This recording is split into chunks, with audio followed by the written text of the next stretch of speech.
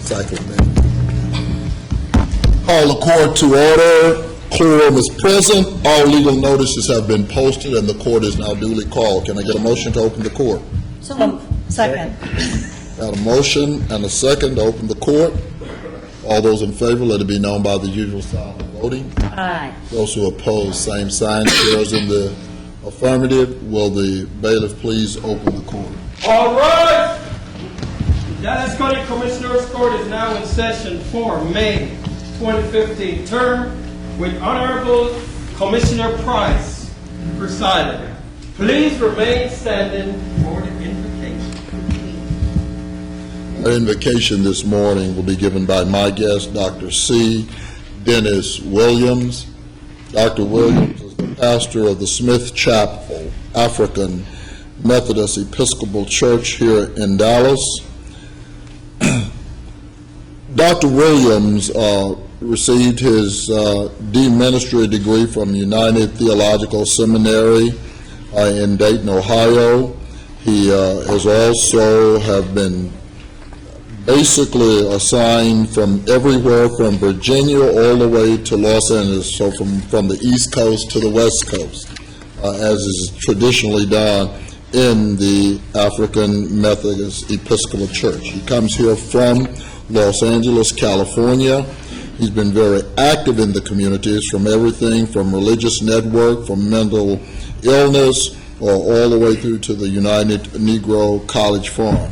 He is the author of several publications, but his newest book, his latest book release is A Guide to Man's Spiritual Health, which can be obtained at Hidden Treasures Bookstore, Barnes & Nobles, as well as Amazon. Dr. Williams is very well known in the community, and we're just pleased to have him here today. Thank you, Doctor. Shall we pray? Almighty God, we beseech Thee to assist us by Thy heavenly grace, that we may follow the example of our Savior in the pitifulness of heart towards all those who are forlorn and distressed. It is our desire today to raise the fallen, protect the weak, and to spend each day in the service of others. We ask, O sacred God, that you would look upon our commissioners and judges and all elected officials with favor, that you would guide them and direct them as they govern over the affairs of all civility and humankind. We pray for the cosmos in which we reside, a cosmos that is replete with uncertainty, violence, brutality, vicissitudes, and war. We pray for peace, peace that is resilient, permeating, and intentional. We pray for a peace that will captivate the human psychic and compel us to love each other as brothers and sisters created in your divine image, so that in the words of Dr. King, we will not die as fools. And may, dear Lord, the words of the prophet Amos be our daily mantra, as well as our petition. Let justice roll down like waters, and righteousness like a mighty stream. These are the prayers from the creation to the Creator. Amen. Amen. Thank you, Doctor.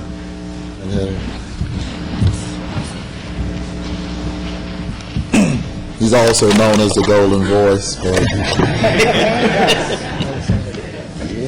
Thank you, Dr. Dennis. Welcome to this session of the Dallas County Commissioners Court. The matters that we have on the formal agenda have been previously briefed to this Commissioners Court. Matters for a subsequent Commissioners Court will be briefed after the formal agenda. That being said, the first resolution that is on the posted agenda is from Commissioner Dr. Teresa Daniels. Good morning and thank you. We'd like to start off this resolution by saying that be it remembered at a regular meeting of the Commissioners Court of Dallas County, Texas, held on this day, the 12th day of May. I'd like to bring forward a resolution dealing with transportation in Dallas County. Whereas the Dallas-Fort Worth Metroplex is growing at an astounding rate, increasing to over 9.8 million residents by the year 2035. And the current transportation infrastructure in North Texas is insufficient to handle the growing demand placed on it by the increase in population and commerce. And whereas the LBJ Express project from US 75 to IH-35 East is currently under construction, adding capacity to increase mobility in the northern portion of Dallas County.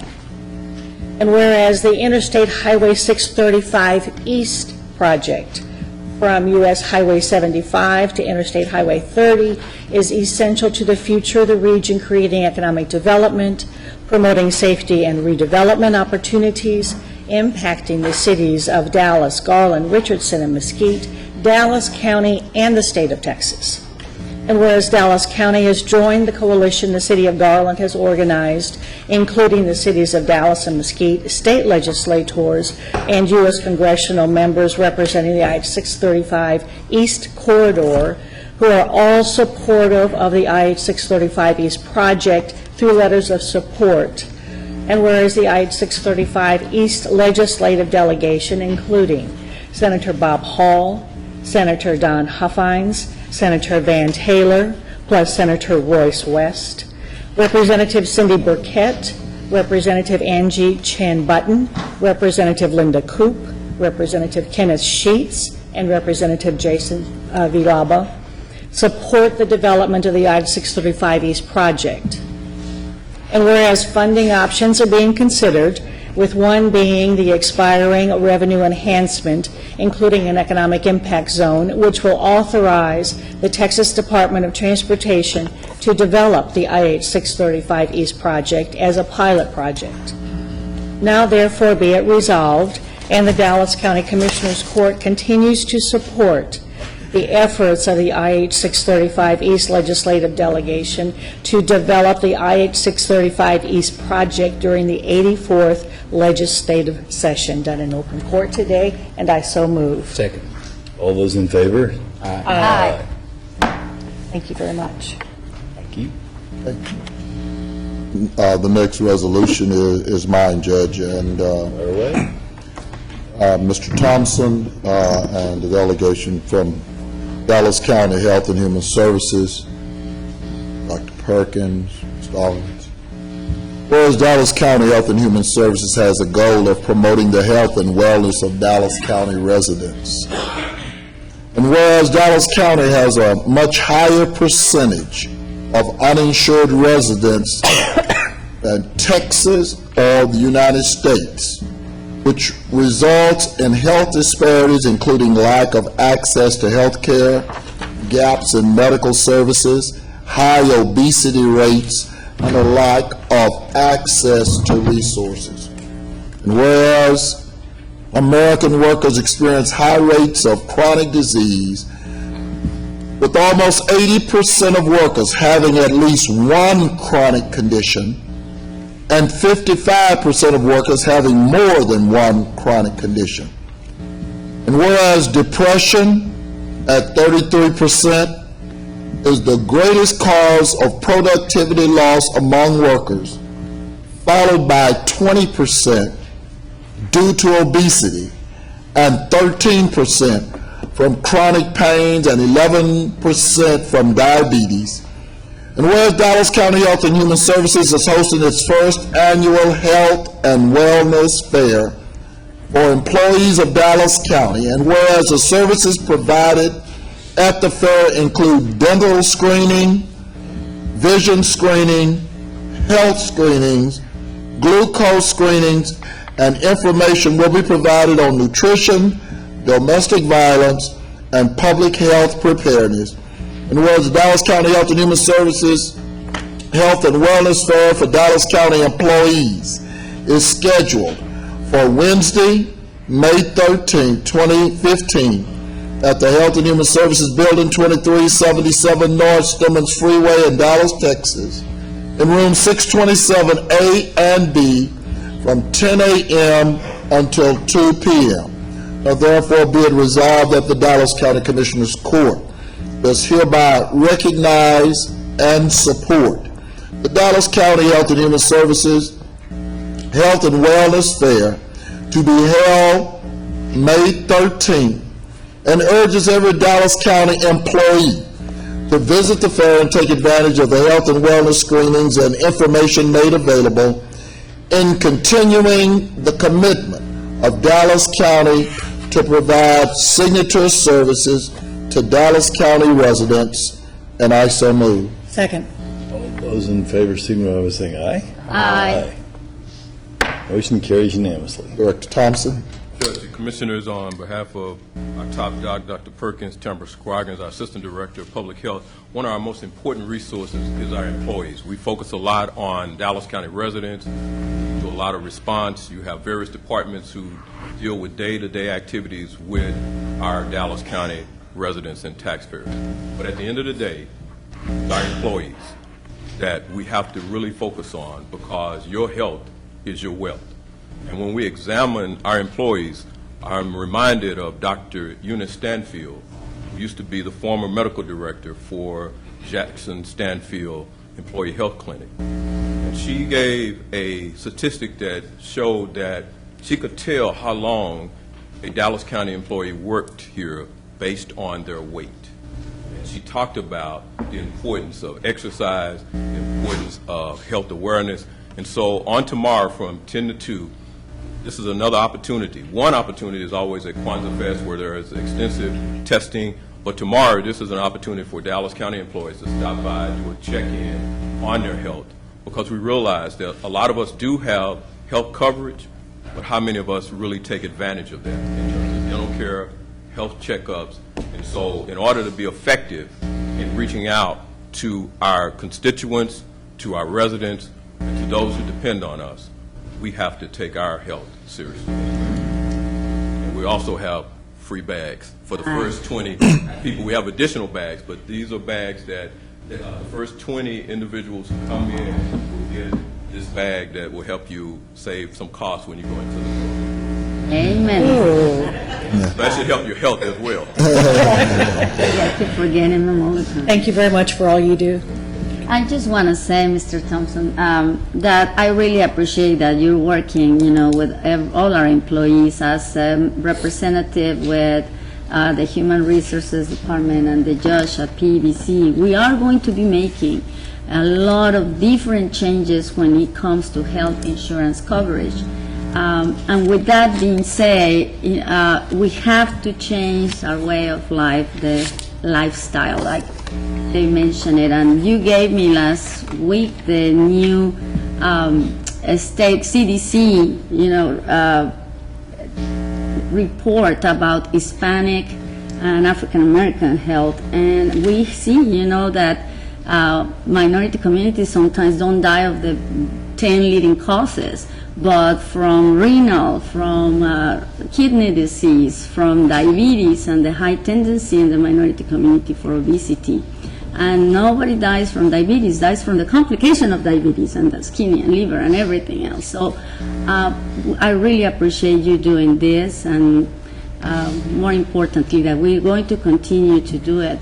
We have several challenges at PBC, and I know Mr. Hermit and the judge and I have discussed some challenges and, getting healthier as a team in Dallas County with our workforce. So thank you again for everything you do. And Well, it's systematic and institutional, and we talk about access, but there's not real access. In the next resolution, as we're going to be talking about asthma, one of the things I greeted one of the participants is there access, in our various communities?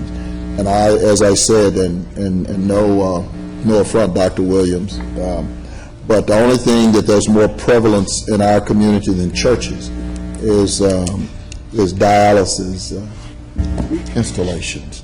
And they're there because of the issues that are in our community. I tell people all the time, drive south of I-30 and look at the dialysis unit, and then drive north. People out north don't have no dialysis issues. I mean, there's a plethora on every corner, and as I said, they are almost rivaling the churches. And so I think that says something about our state of health. And it's interesting, you talk about the CDC numbers. The report. Well, the report, the numbers, last week, we dedicated Hatcher Station on 352 Sain Road in Elsie Fahagans. But one of the things that has not changed is the zip codes in the last 15 years with regards to the incidents in the community from CDC. Same zip codes, same incident. And so, Yeah, Commissioner, but you have to start somewhere. And, the best way to do it, and those numbers are there, shows that when people get together as a team and really start working out, start having different lifestyle, and, eating healthier, seeing the doctor more often, when you eliminate some of the barriers as interpreters, and the access, things can change and have been changing. It's just not fast enough if we continue to see the minority community continues to grow. So, we have to start somewhere, and I'm really delighted that Dallas County Health and Human Services are setting that example. what was really interesting in the dedication last week as we developed that 7 acres is to get a healthy food truck. It doesn't matter. It is not there. A healthy food truck to come to that location at least every day. And the supermarkets don't have the same quantity or the healthy choices as well. They don't. Morris starts our. Yeah, we can keep going, Mr. Thompson. So thank you very much. Awareness, so at the end of the day, I heard this from a wise man. He said, you could have all the money in the world, you could have all the Not friends, having help. but when you lose your health, your wealth is gone. That's right. Right. Hey, great way to close, Mr. Thompson. Thank you so much. Thank you. I remember that wise man. Judge, it's on you. All right, and I have the last resolution. For those reporters who tweet, today, the House will be considering, a moment of personal privilege about health care. The House will be considering 1485, House Bill 1485. This is an important bill for Dallas County. This is money to help grocery stores in food deserts and to help with what Commissioner Price was talking about, vendors that will bring mobile units in to food deserts with healthy foods. And this would only cost the state, with this demonstration project, $10 million in a budget year where they have, they're talking about billions. It's $10 million, and it's House Bill 1485, and it comes up for a vote today. It's got bipartisan support. Children at Risk is down there lobbying for it today, and I hope that you tweeters out there will tweet that we think 1485 is a great bill, and we certainly hope that our Dallas delegation will uniformly support their agricultural commissioner, Sid Miller, in this reasonable request for $10 million to help us with food deserts, and I'll turn that beeping sound off. Sorry about that. And on the, and I believe that comes up this morning. And on the resolution, if there is anyone here with health, She's here. They're here. all right, health and wellness for children. And I'm sorry, I've got something in my throat this morning, so I do apologize. Morning. So good to see you this morning. And this is an important health problem as well, particularly for our children. Whereas asthma and allergies are among the most prevalent and often overlooked diseases, 1 in 5 Americans suffers from all types of allergies. Over 24 million Americans report having asthma. Asthma and allergies are leading causes of hospital emergency room visits, lost work and school days, and medical expenses. And whereas thousands of people die each year from asthma, we can help avoid these tragedies by improving our focus on improving lives without limits for people with asthma, allergies, and related conditions. And whereas May is National Asthma Awareness Month, People with asthma can prevent asthma attacks if they learn how to avoid asthma triggers like tobacco, smoke, mold, outdoor air pollution, and colds and flus. Asthma episodes can also be prevented by using inhaled corticosteroids and other prescribed daily long-term control medicines correctly. And whereas the Health and Wellness Alliance for Children represents more than 100 powerful and influential organizations across Dallas County, collaborating around evidence-based strategies to lessen the impact of asthma on our children, their families, and our economy. The Health and Wellness Alliance for Children is focused on helping more than 60,000 children in our community manage asthma more effectively through comprehensive asthma education, housing code enforcement for healthier home environments, improved access to asthma care, and improved asthma management among caregivers. Now therefore, be it resolved, the Dallas County Commissioners Court does hereby declare May as National Asthma Awareness Month in Dallas County, and joins the CDC, the U.S. Environmental Protection Agency, and the Global Initiative for Asthma and Health and Wellness Alliance for Children in encouraging people with asthma to learn more about how to control asthma and prevent asthma episodes to enhance the quality of life in our county, and I so move. Second. All those in favor? Aye. You going to say a few words? Thank you, Judge. Thank you, Commissioners Court. I appreciate all of the efforts to support the Health and Wellness Alliance. And as you mentioned, we represent a cross-sector of organizations, over 100 influential and powerful folks that sit around the table to help us do just that. We look at the social determinants of health, where our children live, where they work, where their parents work, where they play, where they learn, and where they worship. We reach into the clinical setting with the support of Children's Health System to align those things that our children need in the clinical setting to where they are in schools and in their homes.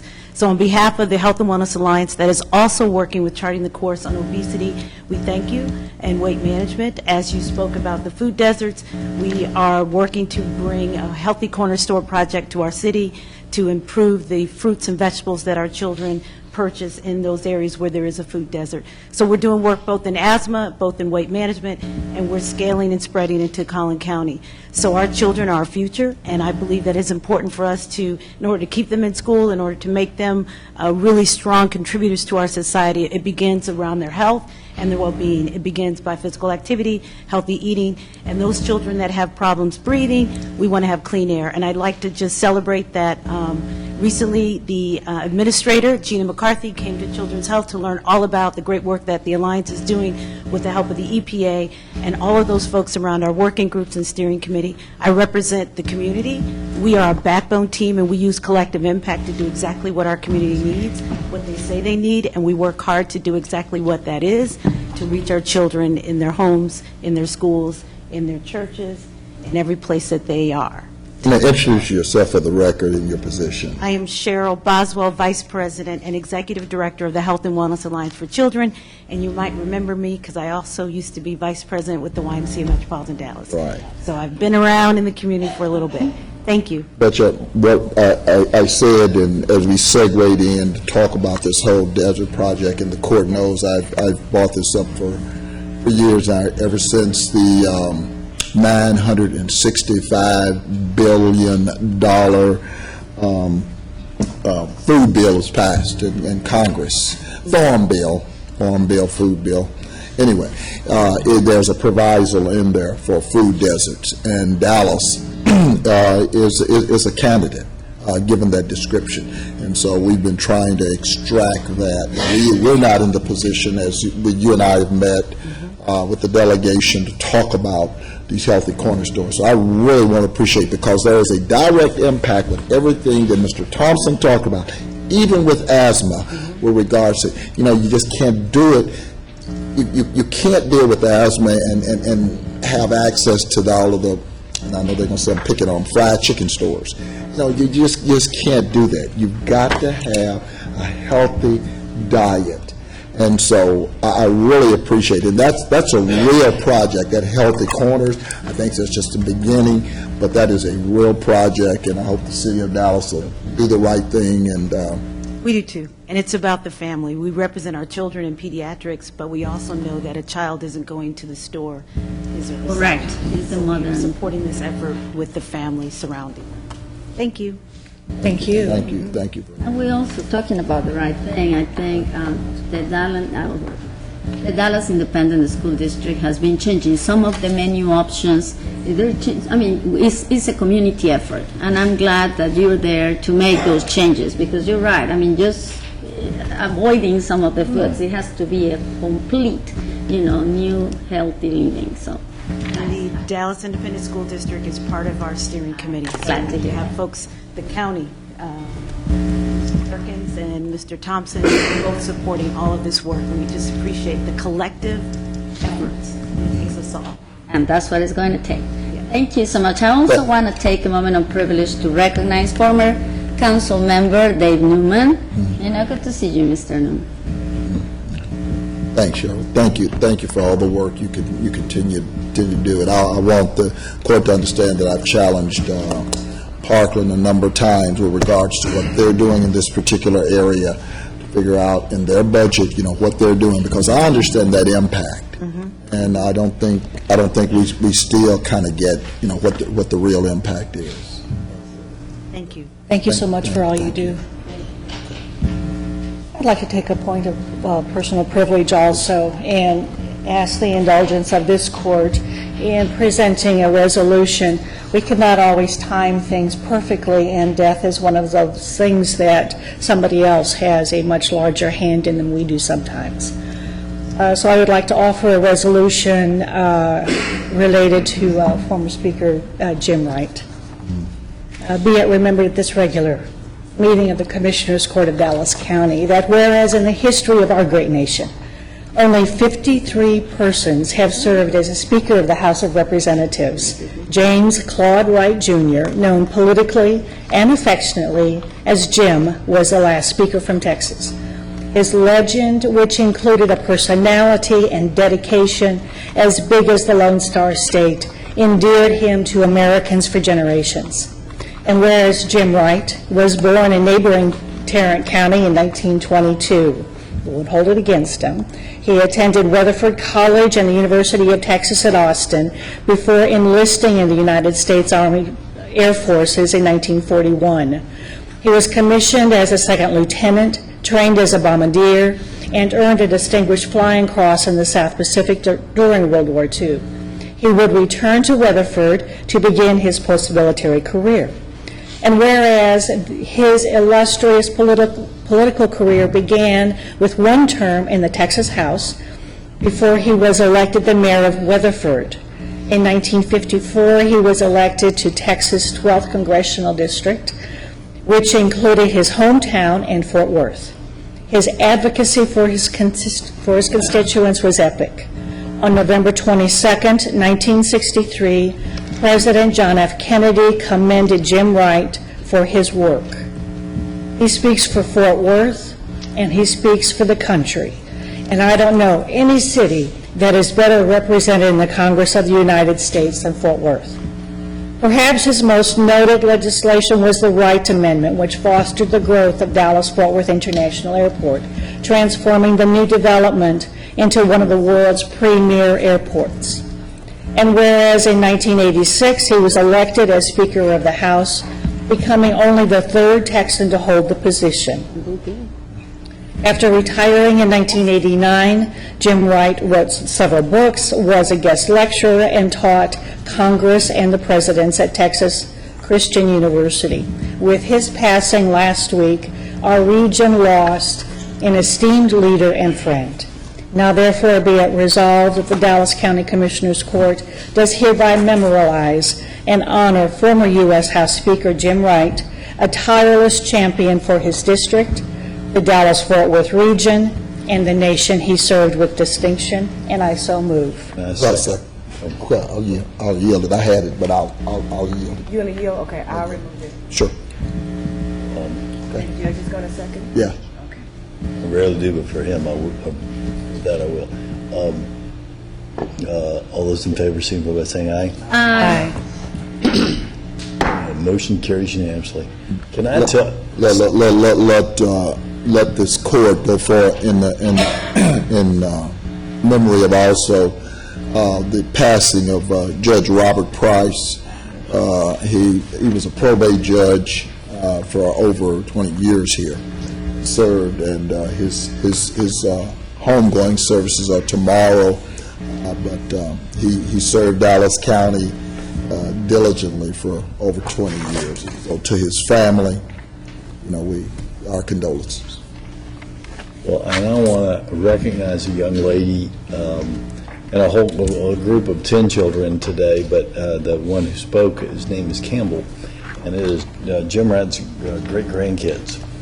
And she was so eloquent at the funeral. She said, my grandfather, we didn't know my grandfather because we weren't born yet when he served in Congress, but my grandfather always said that he served to help not just his generation, but his children and his children's children and their children. And so when, at the end of the benediction of his service, she said, and so here we are, and there were 10 children, and I'd say she was probably high school age, and she spoke about, to honor her grandfather, find ways to think of peace, not war, and find ways to think of ways to promote plenty, not poverty on that day.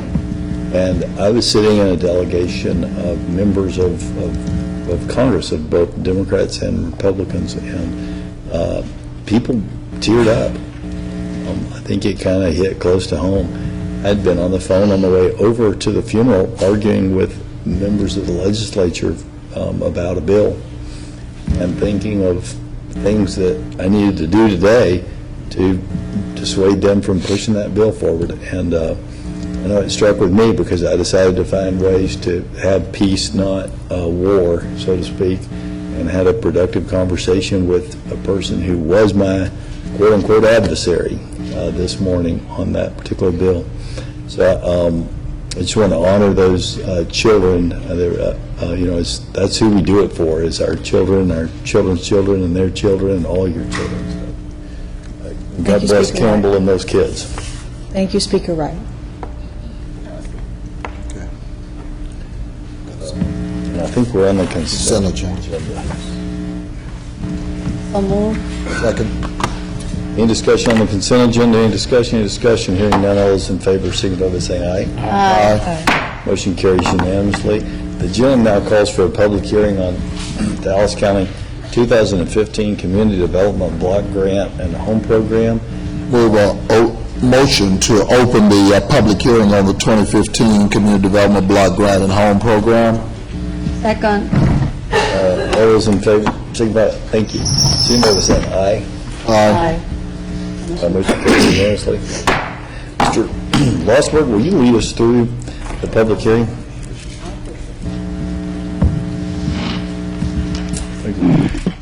This is the first of two HUD-required public hearings we'll be conducting during the next 60 days. We have received about $2.2 million worth of CDBG money that will be available October 1, start of the new fiscal year. That's about $200,000 less than what we had in the prior year. That's a direct result of having the City of DeSoto outgrow our program and now have its own program. We have also, this is the first time we will be doing funding allocation under a new method that was formally adopted by the court about 2 or 3 weeks ago, where we will be funding the participating cities on an every other year basis. We have 6 cities now that are presently in the process of allocating the funds that we have set aside for them. They have until June 1st to do that. As of right now, the only questions we've been receiving from those cities are the routine questions that we've always received in the years past about, is this an eligible project, or how do we calculate beneficiaries? It's really nothing related to the new method that we're now using. We anticipate briefing the court again probably at the end of June with the actual projects that will be submitted by the 6 cities. We will then begin a HUD-required 30-day public comment period, and at that point, we'll have the second and last public hearing. Final decisions by the county have to be adopted and forwarded to HUD by August 15th. So far, we're well on that schedule, and everything is looking good. If the court has any other questions, I'm happy to answer them. Otherwise, we could turn it over to the public. Well, let the record reflect that you generated letters to all of the impacted cities. Yes. There were no official responses. Correct. And subsequently, some of us have been contacted by our cities after the letter period to basically say how this might impact them. Let me just say, for the record, both the cities, the majority of these cities are unfortunately in my district, and there's been special dispensation, I think, for both Duncanville, Balk Springs. But Balk Springs is one of those cities that had made an inquiry, but will be bridged as we get through that matter, and so will Lancaster. So, And we'll also be using the process that we're now undergoing as a learning experience. We'll continue to try to fine-tune that and explore other ways to further improve it so that when we begin the process again next spring, we'll have even more knowledge at our disposal. All right. Are there any further comments from commissioners? Well, I just want to say, there's only one seat in District 4, and, the sad thing, like Commissioner Flores said, is less money.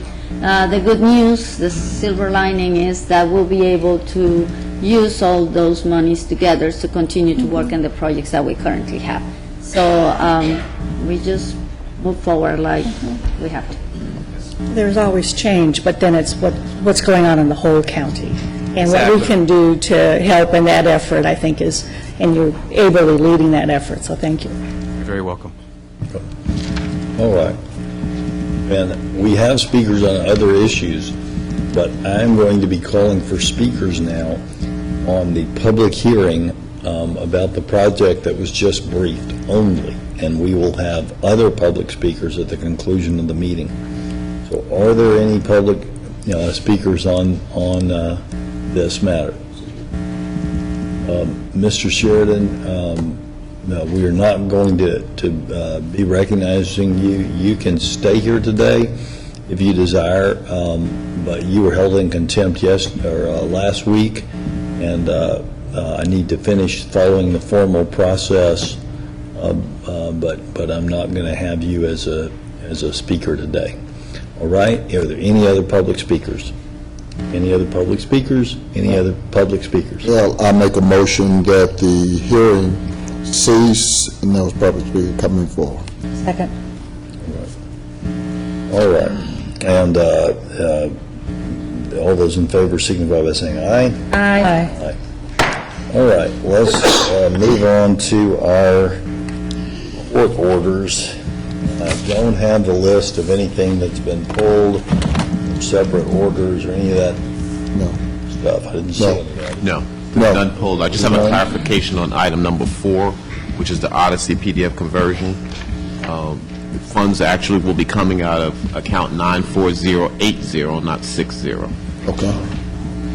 And I just assumed that I was busy arguing with the legislature. 94085. My email is that has been pulled. It's 94085. It'll be corrected on the court order. I move approve the court orders 1 to 20. With that That amendment? amendment? Second. All right, is there any discussion on the court orders?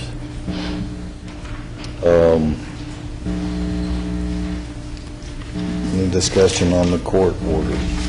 On the question. Hearing none, the question has been called.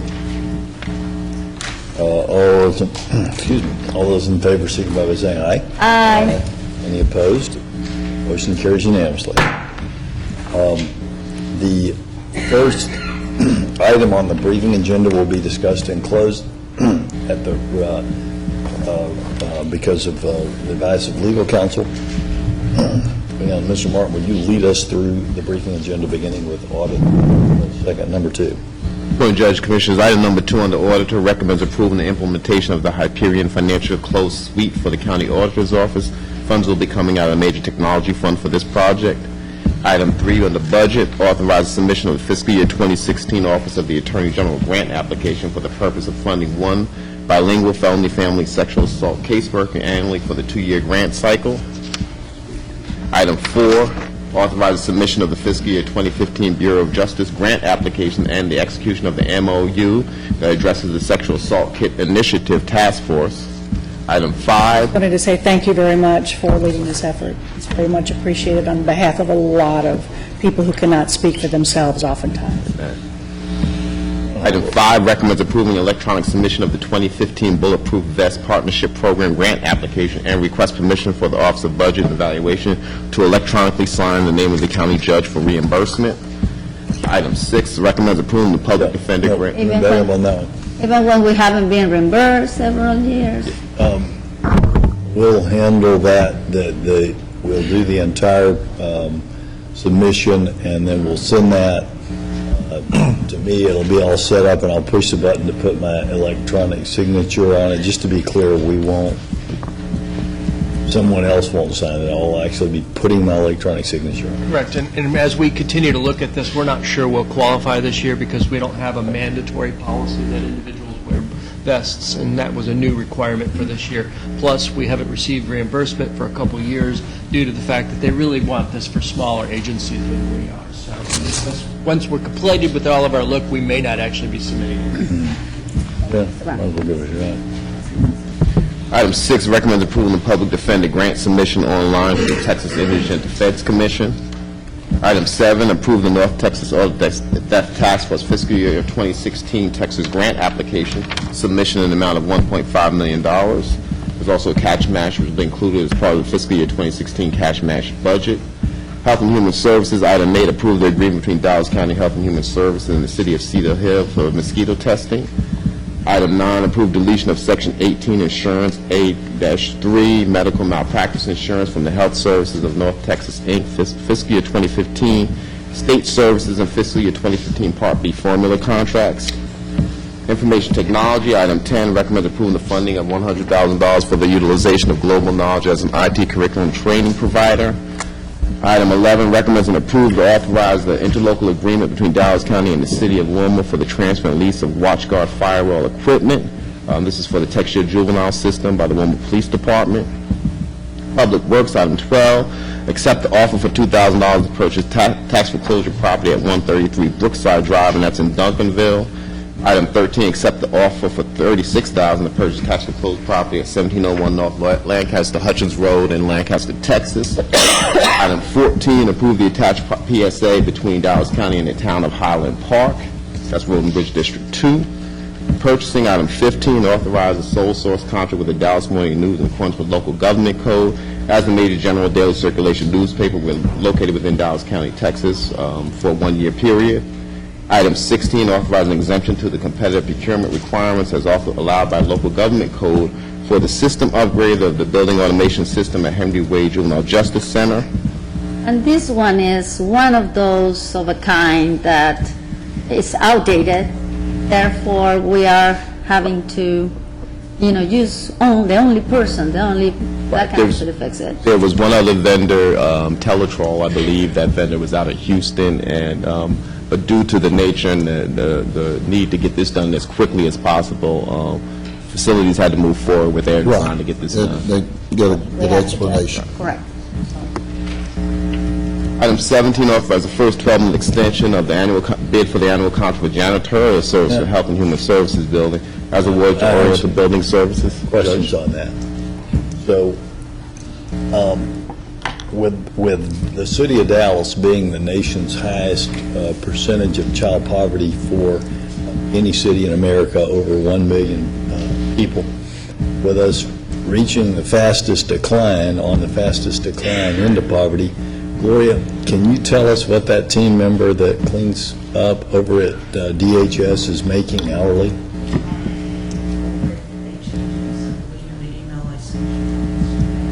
The hourly rate they have in the bid was $8. $8. All right. And what kind of benefits does that person have? Based on the response from the previous bid, health and human services, which includes providing service because of their environment, the response from the vendor was they did not provide any care at that time. But in 2015, January 31st, it was mandated for any employees or any employer that has full-time personnel working more than 30 hours a week they're required to offer that. They're required, if they have more than 100 employees, to offer that individual health care. And does this employer have more than 100 employees? Yes, sir, they do. So they offer health care this year? We're trying to verify that. It's based on the email that the judge sent on Sunday night. I've requested that information from the employee, whether or not they're. And It is, the law said they have to offer it. The law also, the say is that the employee can decline that coverage. well, and there are other benefits other than just health care.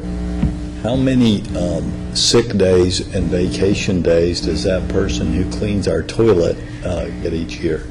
I can't answer that. I can. The answer is none. I want, of course, we know the chronology of bills that are going through the House.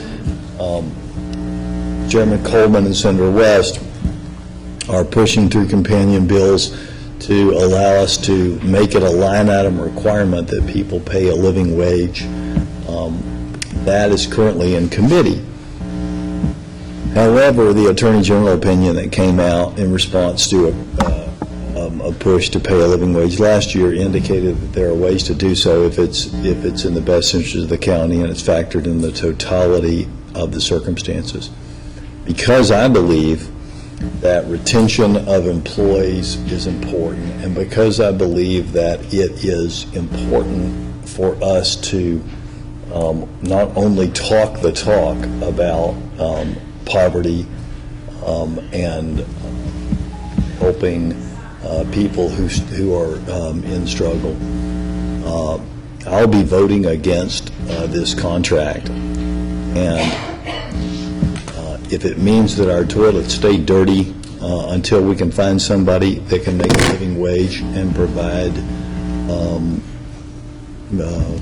some form of benefits and follow the Affordable Care Act laws, and there are ways to not provide insurance to your employees under that law, but you still have to follow it.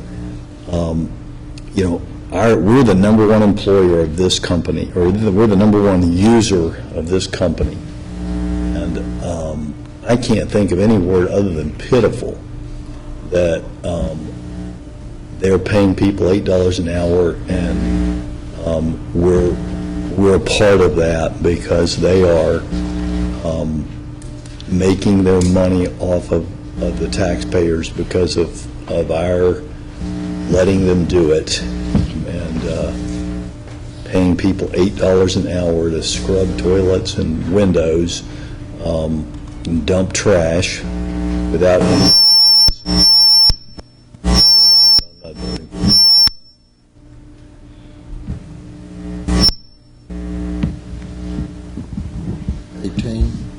Item 18, authorizing exemption to the competitive procurement requirements allowed by local government code. That's for emergency repairs at Luce Sterrett and Frank Crowley Courts building. There was a hot water line rupture in the building that needed to be repaired immediately.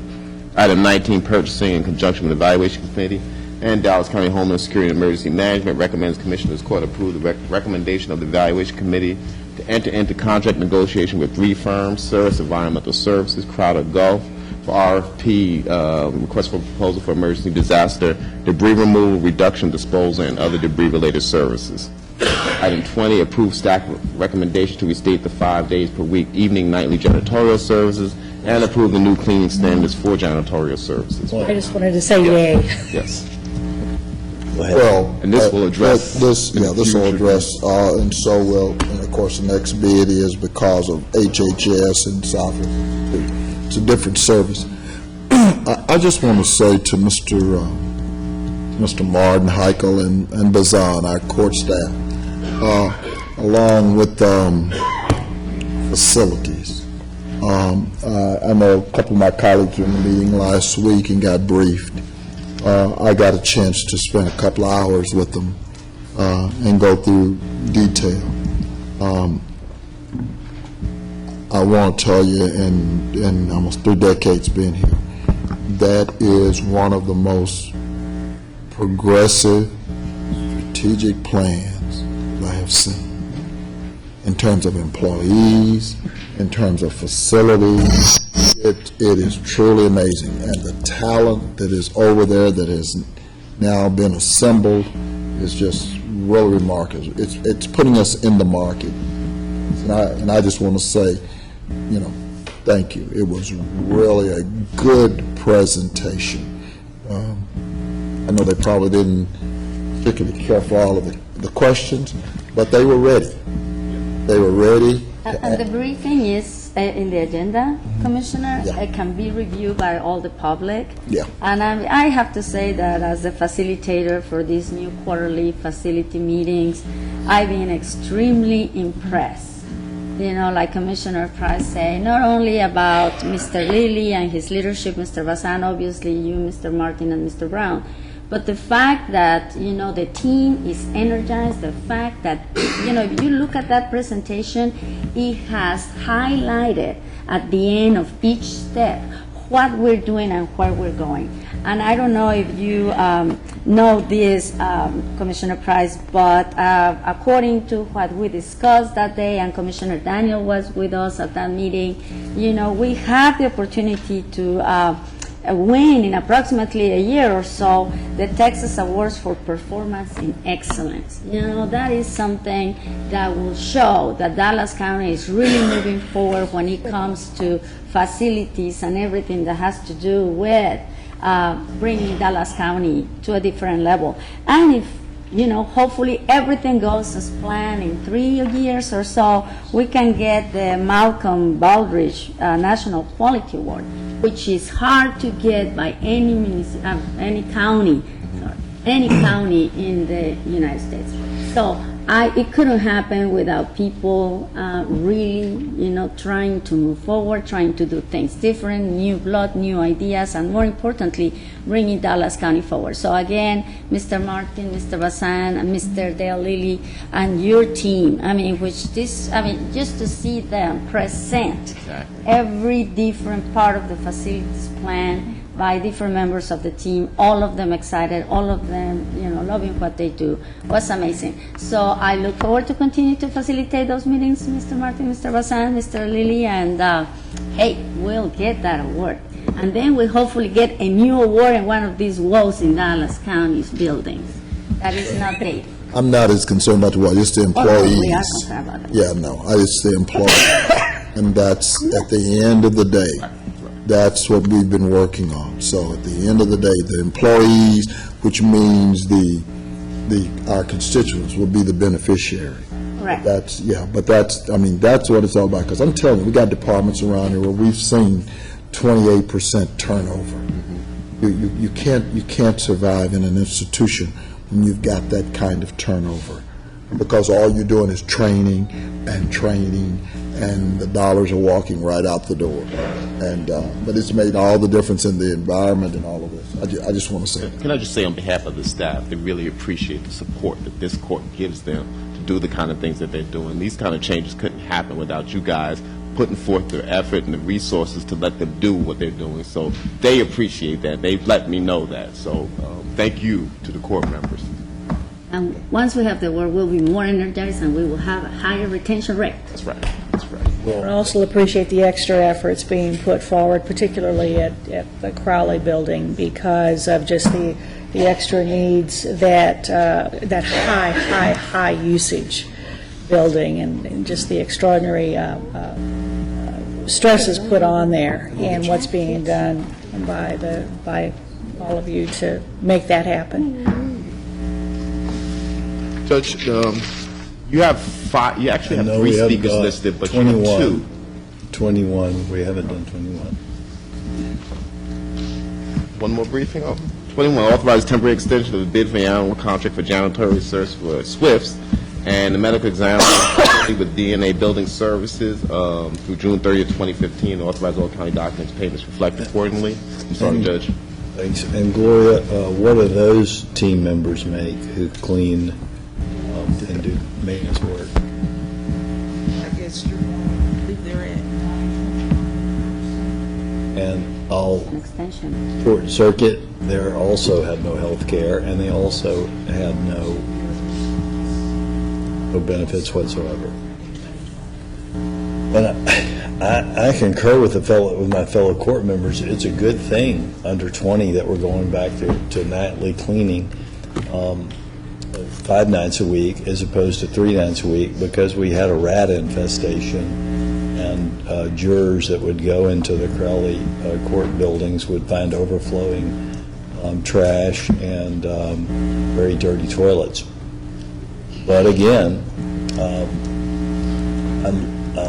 I hope we win the Malcolm Baldrige Award, and I hope it hangs proudly on the wall somewhere. But more importantly, I hope that we recognize that the people who clean our toilets and clean our windows and dump our trash are as important team members as those employees. And over the last 20 or 30 years, this government and governments all over the United States have chosen people whose work they think is less valuable, and they have parted that work out at the independent contractors.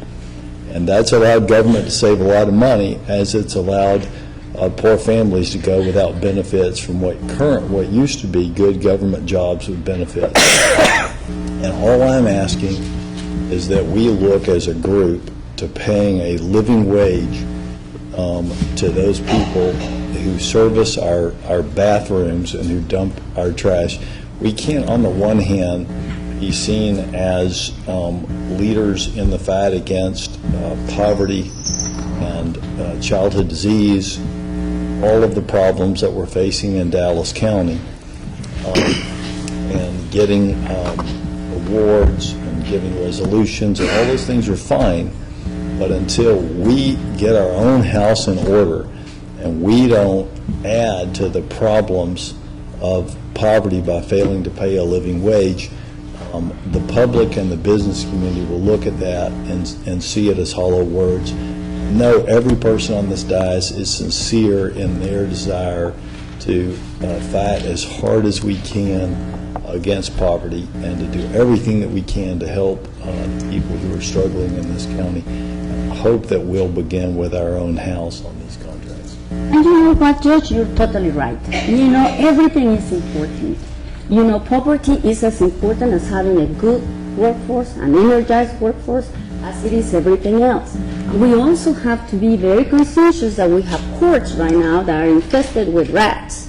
You know, that our jurors are the people, our Dallas County taxpayers are coming into these buildings, that our workforce works in those buildings, that rats are not healthy. And as much as I support you on the poverty living wage and that we have to clean our house first, you know, we need to be smart on how we do it. Okay, and I have talked to you about this. I'm all for, you know, what you want to achieve. I think everybody in this court wants to achieve the same goal. We just have to discuss how we get there the right way. But now we've got an opportunity, because instead of 3 nights a week, under 20, we've got 5 nights a week. Correct. And that is something that I want to appreciate. I really appreciate the staff bringing forward, because it's something that is, you know, pretty much acclaimed by everybody that works in those buildings. Again, Judge, I mean, I totally follow what you're saying, but this is something that has to move. But this may be the excuse for the Oriental Cleaning Company and the other vendors to step up and pay a living wage to their employers, as they're going to be getting more work, not just 3 nights a week of their employees who are currently making $8 an hour with no benefits, but now 5 nights a week.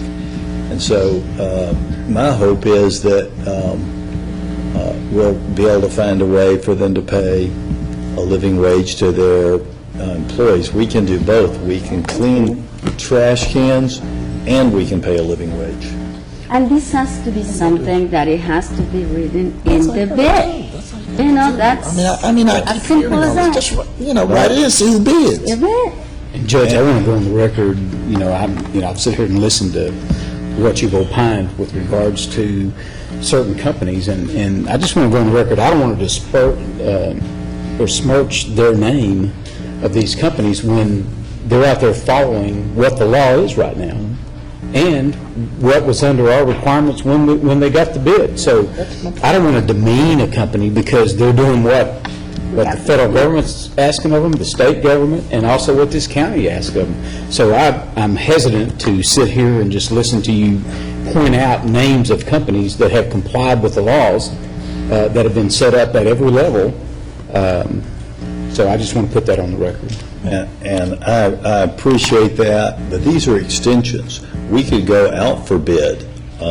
As we expand the time and the work, and we're cleaning 5 nights a week, not 3, we could go out for bid, and we should go out for bid on this HHS contract and this number 21, this SWIFT's contract, and find people who are willing to pay a living wage to our team members.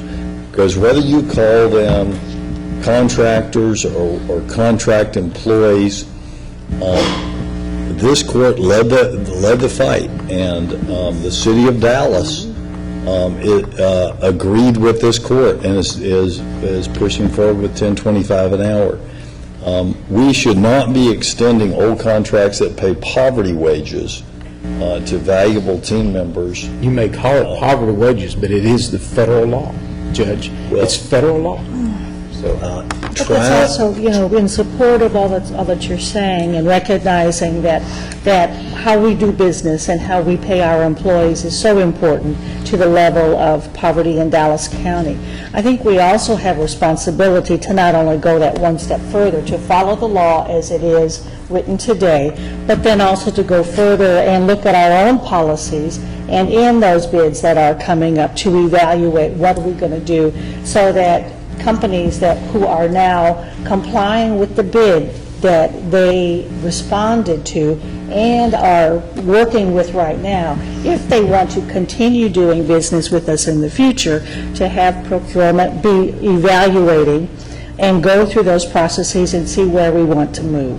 What are you proposing, Judge? Are you proposing that we deny this bid and go out for bids again? I mean, if that's what it is, that's what it is, and that's what I'm proposing.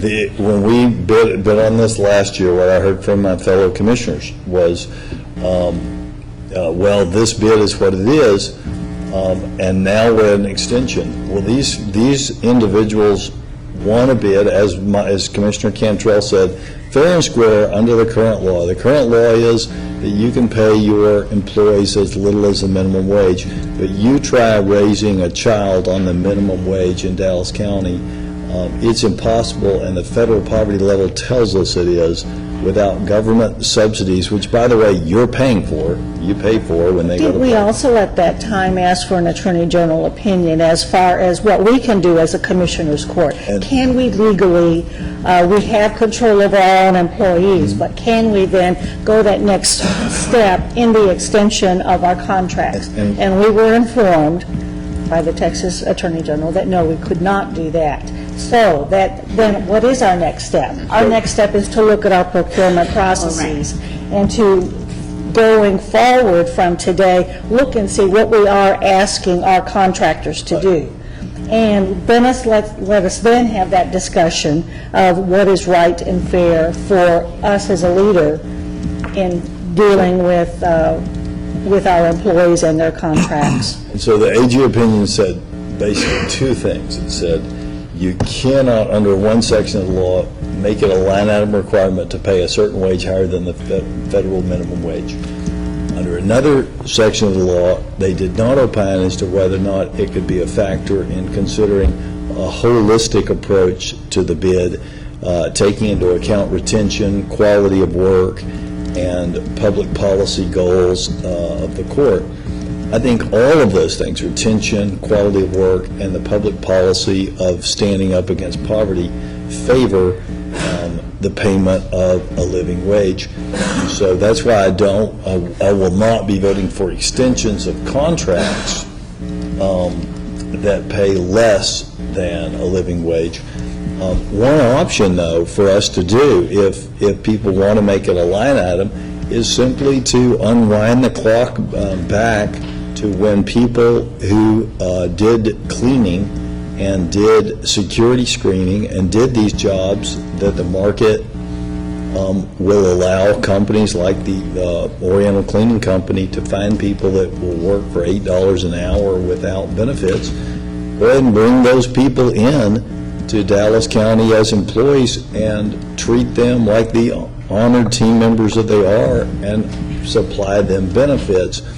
Because I do believe that if we are going to take a bite out of poverty and stand up for the children that are living in Dallas County, it starts with us. There's nobody sitting at this table right now who disagrees. Wait. Expanding government, No, wait. hiring more Listen to government what I have to employees say. is necessary. Listen to what I have to say. All right. We do not disagree that we are a leader and that it is our responsibility to take care of our employees and to pay a wage that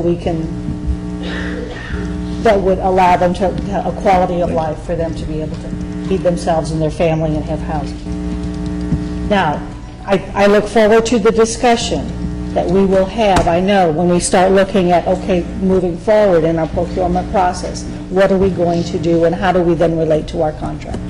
Yes, I'm looking forward to a legal opinion from the DA's office on how we can proceed on that. Well- It has never, during the last discussion we had on this, I think several members of the court told the judge to put it on as an agenda item where we can discuss it and develop that, but that hadn't been done yet. But it's on now, Mike, or Commissioner Cantrell, it's on in 17 and 21.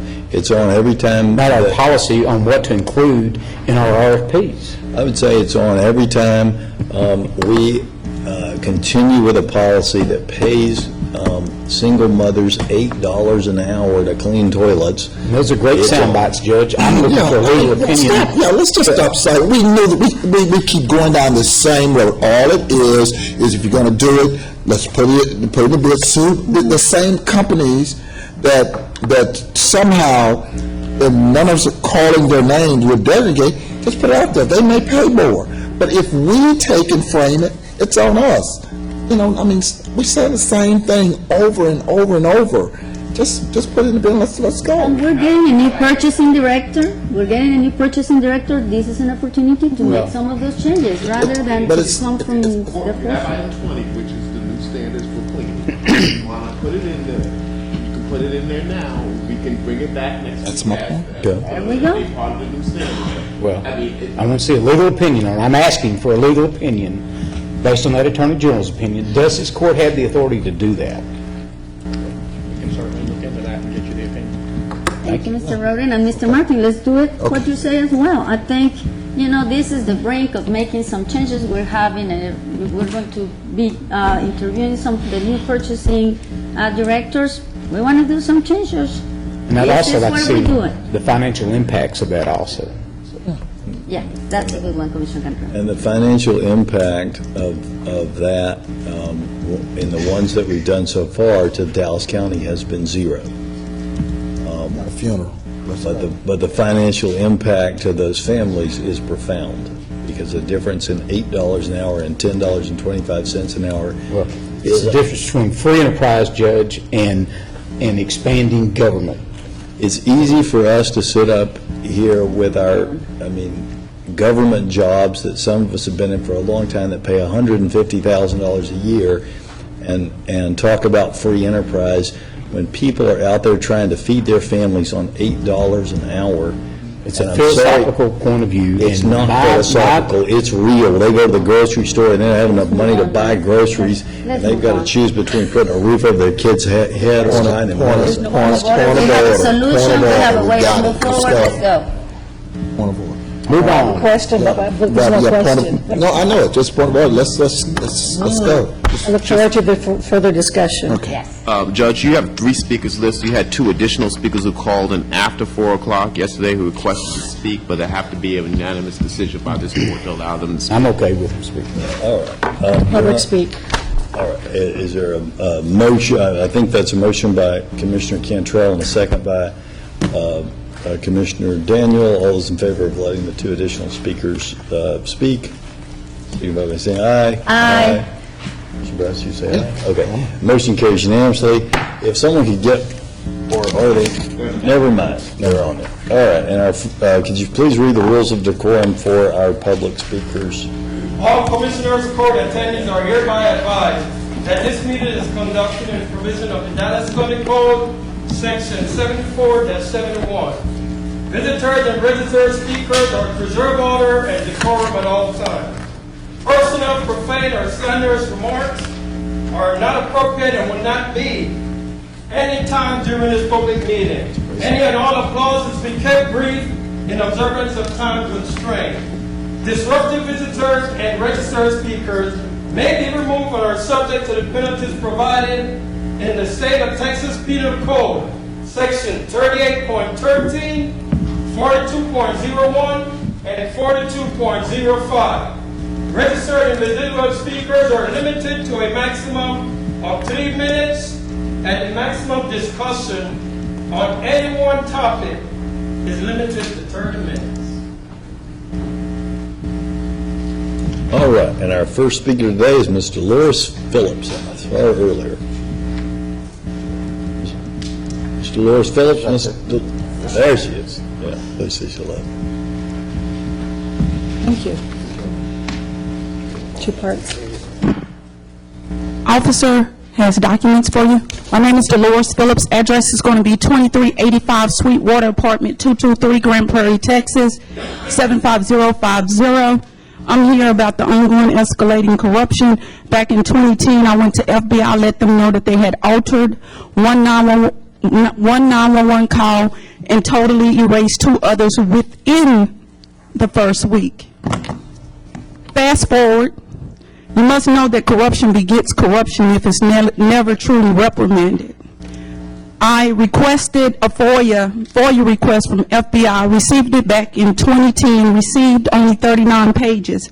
Behind the scenes, I was begging and pleading, appealing.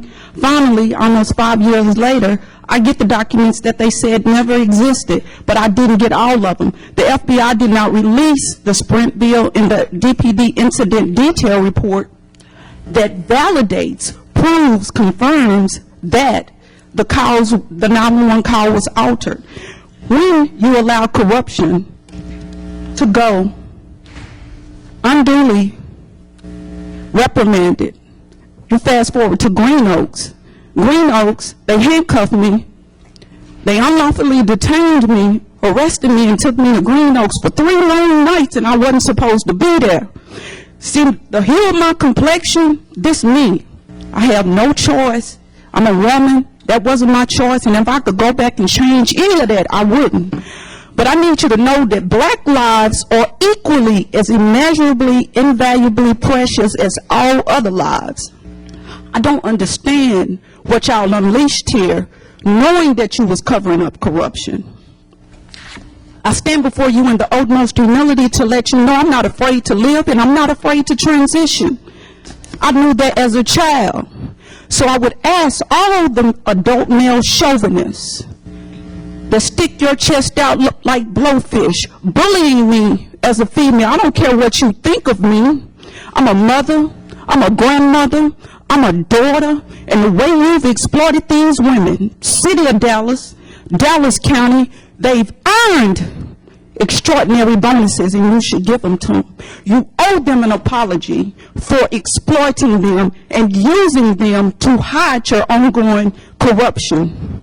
FBI told me when I went to see them that, hey, that's not our protocol to go in there and bum rush Dallas Police Department. We allowed them to investigate themselves.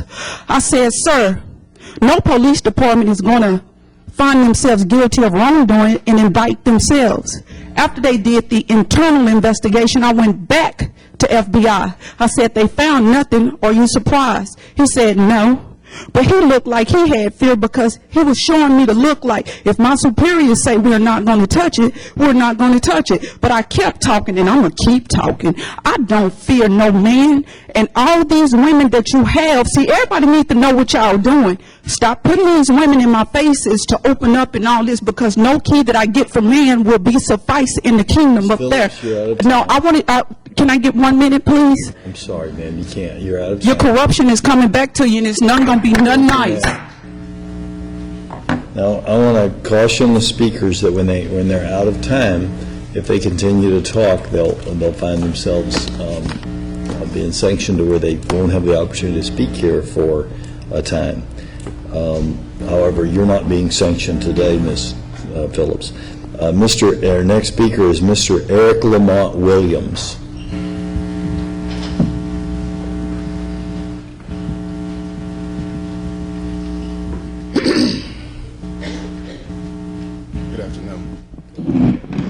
Still morning. Still morning. I am here, good afternoon. I am here today standing as a former candidate for Dallas City Council, along with some others, Sabrina Brenham. We were competitors on the same ballot. I'm here today because of ElectionGate. I'm here today because it's a sad day for democracy when people died to get the right to vote. And on this previous election day, citizens of Dallas were disenfranchised of their right to vote. And we have deficiencies in those numbers. How is it that a candidate for mayor gets 0 votes and he voted for himself? How is it that a candidate, several candidates, names are not on the ballot when voters go to vote? These are indeficiencies and discrepancies that need to be investigated.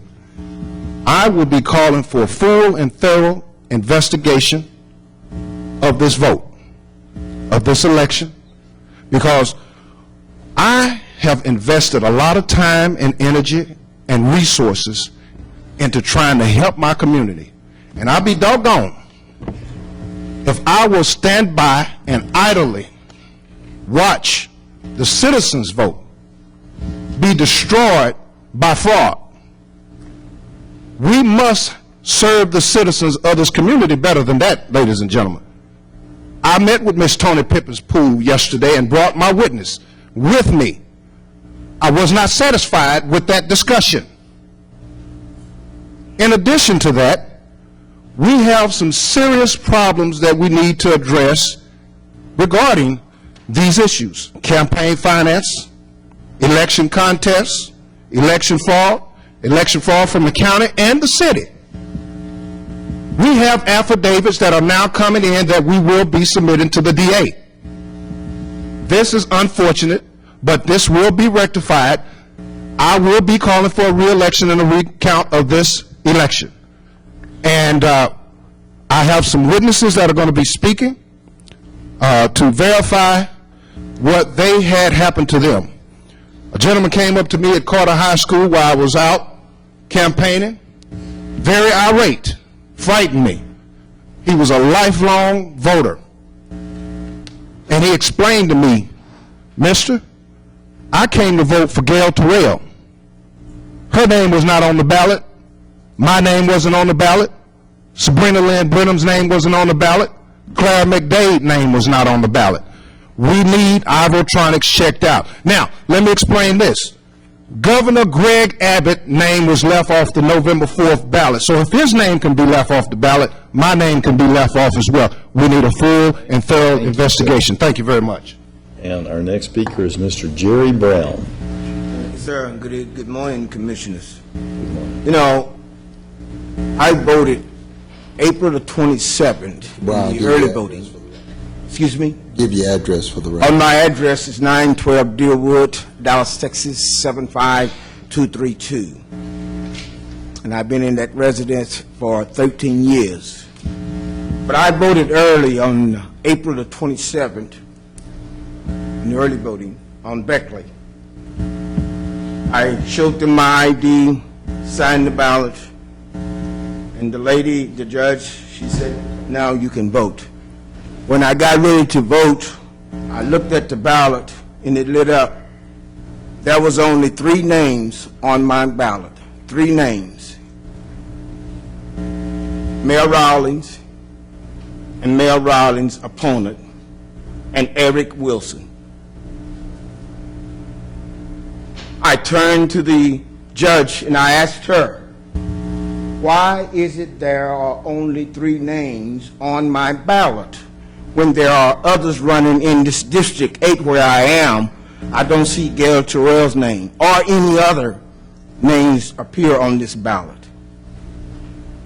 To me, the system is broken and it needs to be fixed. We trust those in government to do the right thing. At least I do. But my trust went out the window when this happened to me. I've been voting for over 40-some years. And when that happened to me, it's like somebody snatched the life out of me, because you're taking something from me that I hear every day on the radio. Vote, vote, vote. They changed the laws on voting. You have to have certain requirements for voting. You go and you do the right thing, but what happens to you? What happened to me should have never happened to any voter. What happens to me, what about other voters that had the same ballot that I had? How many out there is just like me wondering what happened to my vote? I'm here to tell you, this Commissioner Court, I'm going to fight, and I'm going to fight hard to see that they produce my ballot and that they do the right thing for those that want to vote. It's a democracy. But when you fail to give the people the right to vote, you're destroying democracy.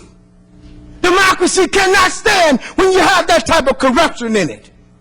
It will not stand. As citizens, we should not stand for it. As voters, we should not stand for it. So I'm asking this commissioner, do the right thing. Do the right thing in my district. Let's have another election. And let's allow the peoples to vote, to get their opportunity. Thank you, Mr. Brown. You're out of time. All right, and our next public speaker is Ms. Sandra Crenshaw. Ms.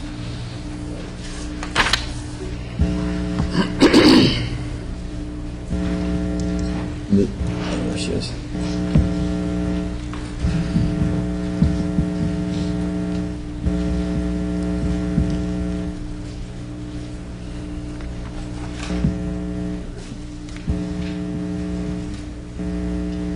My name is Sandra Crenshaw, and for almost 30 years I have announced here that I am one of my commissioner, District 3, greatest admirers, and yet one of his few public critics. The low voter turnout in Saturday's election probably gives me a greater insight into some of my commissioner's frustrations. One of the things that I tried to get the voters in District 4 to put on their agenda was the extension of the Santa Fe Trail from Moore Park to Cedar Crest Boulevard. The city park director advised us that the trail was under the county's direction. So here I am asking the county for an update on the design and construction of this trail. Instead of voting for candidates who advocated for our needs, voters were enamored by 4 colored yard signs, but they keep on dialing the 311 number for the past 20 or 30 years, complaining that Oak Cliff don't get nothing. So I really can't be mad at our people, because people perish for lack of knowledge. Now, understanding your pain, Mr. Price, I would like to know if you would accept an invitation to serve as a co-host with the City of Dallas and the neighborhood associations to celebrate the 100th birthday of the Eloise Lundy Old Oak Cliff Negro Park, to bring attention to the health benefits of not only the Santa Fe Trail, but all of our parks and recreations, the health benefits of having those in our community. We would also like to ask the county to review the complaints of election irregularities, so that the citizens, the ones that the citizens have registered, and take them seriously, Judge Jenkins, take them seriously, so that we can maintain and restore the faith in our electoral system. When people have been asking for the same things over and over and over again, but yet don't understand that there is a relationship between the people that they elect and holding them accountable to deliver those things for them, then we have disinformed voters who are disenfranchised. So we'd like for you to give us an update on that Santa Fe Trail. I see a frustration, I mean, not a frustration, but a question in your park, but that is what the park director advised us about. We asked about why that extension from Moore Park to Cedar Crest Boulevard is undesigned and unfunded, and they said that that's the county. So if you could direct me to the proper department and give us an update on that, we certainly would appreciate it. Thank you. And if you wait until after the meeting, we don't do back and forth with the speakers, but I will get you the information, or my staff will get you the information on the appropriate departments for trail projects. Okay.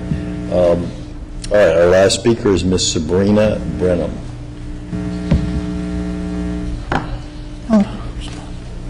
Sabrina Brenham, 6621 LaGrange Drive. Our Dallas County Election Department is tainted and corrupted.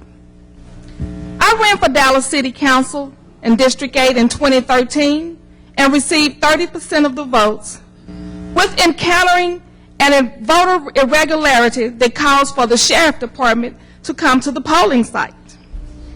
This incident was reported to the Election Department, and to this day, I still have not received a response. Now, it is 2015. I ran for the seat again.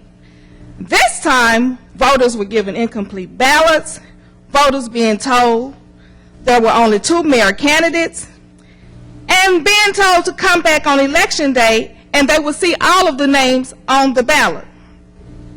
And all of us know when Ron Kirk went to vote for himself, he couldn't find his name on the ballot. So what is really going on?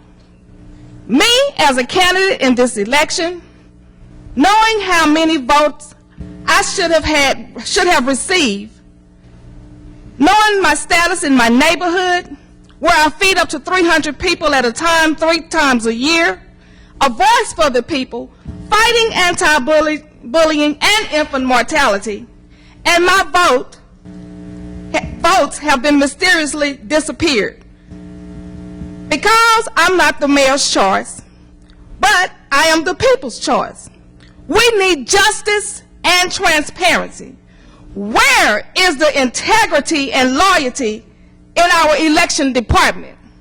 Martin Luther King, Marcus Garvey are rolling over in their graves saying, the words we spoke, the protests we led, the blood we shed are all in vain. And this concludes our public speakers.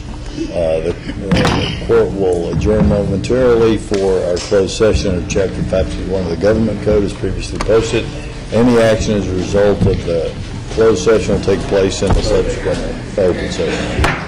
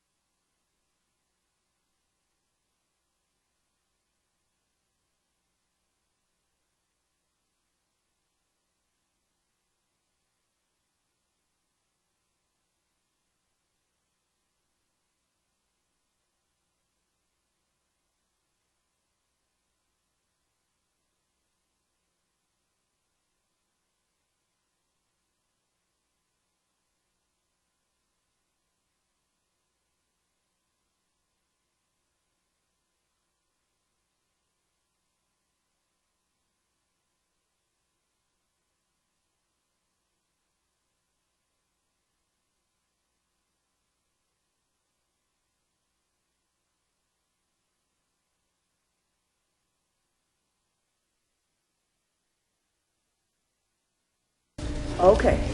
No action necessary. Court stands adjourned. Adjourn.